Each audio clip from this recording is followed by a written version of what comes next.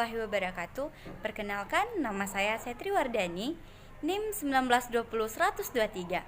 Nah, di kesempatan kali ini saya akan menceritakan sebuah dongeng yang berjudul Kisah Kancil dan Buaya. Tapi sebelum saya bercerita, jangan lupa like, comment, and subscribe. Alkisah, buaya dan kancil tinggal di wilayah yang sama. Sudah lama buaya mengincar kancil untuk menjadikan santapannya. Namun, hebatnya kancil, ia selalu lolos dari kejaran buaya. Kancil adalah hewan yang cerdik dan banyak akal, sehingga buaya selalu kesulitan dalam menangkap si kancil. Meski selalu lolos dari kejaran buaya, kancil tetap khawatir. Karena itu, ia pindah ke daerah lain untuk menjauhi si buaya. Kancil pindah di bawah pohon besar di hilir sungai. Awalnya buaya bingung karena ia tidak melihat kancil di tempat biasanya. Ia pun pergi ke sana kemari untuk mencari si kancil dan bertanya kepada hewan lain yang ia temui. Setelah sekian lama si buaya mencari kancil dan tidak bertemu, akhirnya bertemulah si buaya dengan seekor burung kecil. Dan ia bertanya kepada burung tersebut. Hai burung, apakah kau tahu di mana keberadaan kancil? Oh, kancil. Aku melihatnya. Ia pindah di tempat pohon besar di dekat hilir sungai. Tentu saja buaya senang mendengar informasi itu. Ia segera pergi ke tempat yang dimaksud oleh si burung. Dia sudah tidak sabar lagi untuk memburu daging si kancil. Ia benar-benar sudah penasaran dengan daging kancil yang selama ini ia idam-idamkan. Setelah berhasil menemukan tempatnya, buaya memutuskan untuk pindah ke sana juga. Namun, si kancil belum mengetahuinya.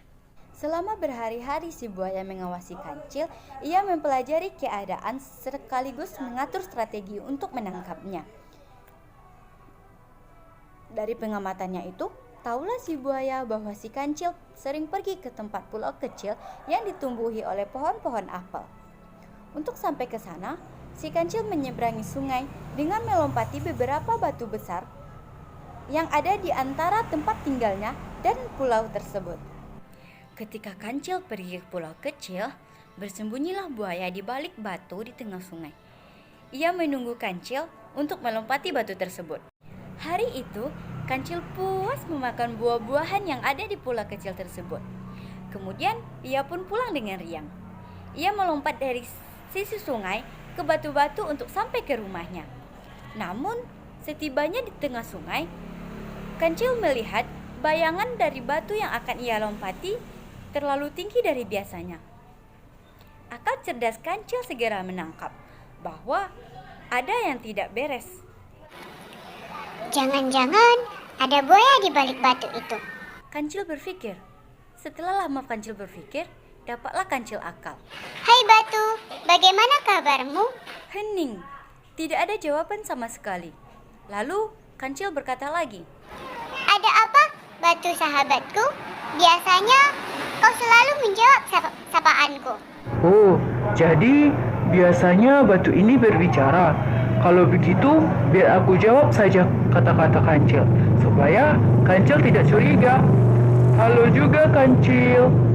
Kancil terkikik dalam hati melihat kebodohan si buaya. Jadi kau ada di sini ya buaya?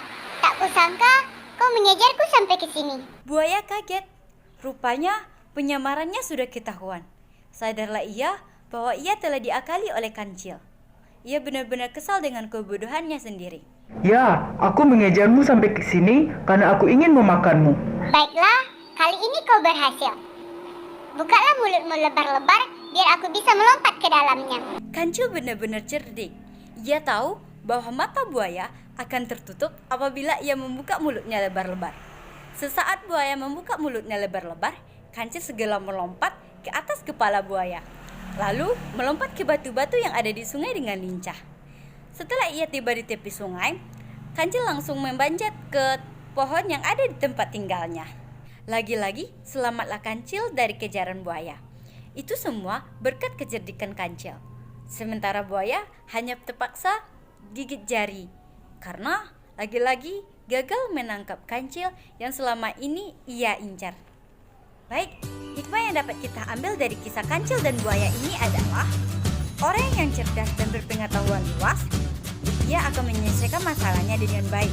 Sementara orang yang bodoh akan selalu kehilangan kesempatan-kesempatan berharganya sehingga rugilah ia. Agar teman-teman menjadi anak yang cerdas dan berpengetahuan luas, maka teman-teman harus banyak membaca dan belajar. Sampai disinilah kisah dongeng kita hari ini.